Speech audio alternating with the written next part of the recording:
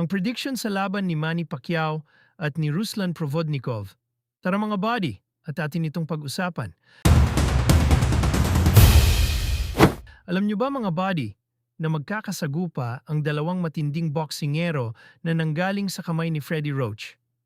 Oo, tama ang narinig nyo mga body, dahil nung dalawang huling laban ni Ruslan Provodnikov, magkasama sila dati sa training camp sa Wildcard Gym, kung saan si Freddie Roach ang naging coach ni Ruslan Provodnikov sa ilang laban niya. At alam nyo ba na nagkasparing na rin si Manny Pacquiao at si Ruslan Provodnikov?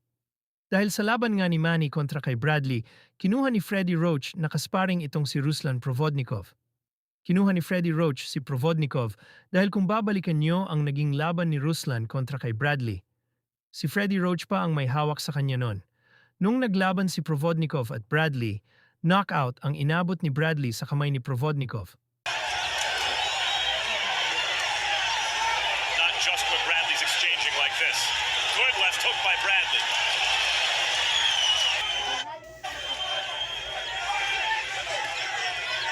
Whoa, no. Oh, big left hook by Provodnikov.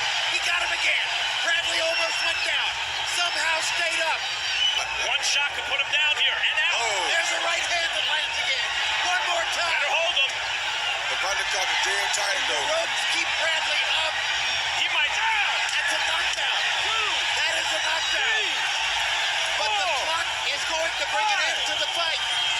At kung babalikan niyo mga body ang laban, makikita niyo kung gaano kalakas ang batang ito noong nasa pangangalaga pa siya ni Freddie Roach. Hindi man pinalad na manalo si Ruslan Provodnikov sa mata ng maraming tao.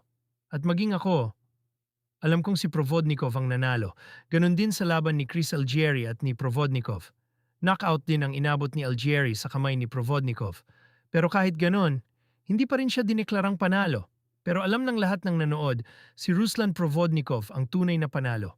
Ngayon, balikan naman natin ang naging sparring ni Manny Pacquiao at ni Ruslan Provodnikov. Nung nag-sparring sila, alam na alam ni Roach kung paano gumalaw si Ruslan sa ring.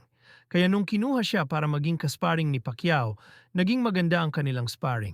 Bagamat bawal ang video at litrato noon para sa sikretong kondisyon ni Manny kontra kay Bradley, sa tindi ng kanilang pukpokan, bukol ang inabot ni Provodnikov. Wika ni Provodnikov, hindi niya dala ang bago niyang headgear dahil naiwan niya raw sa Amerika. Kaya luma ang gamit niya na naging dahilan ng bukol sa kanang mata. Ngayon nga, balikan natin ang magiging laban nila. Parehong galing kay Roach, parehong matibay. Lakas kontra lakas, estilo kontra estilo. Kayo mga body, ano ang prediction niyo sa laban na to?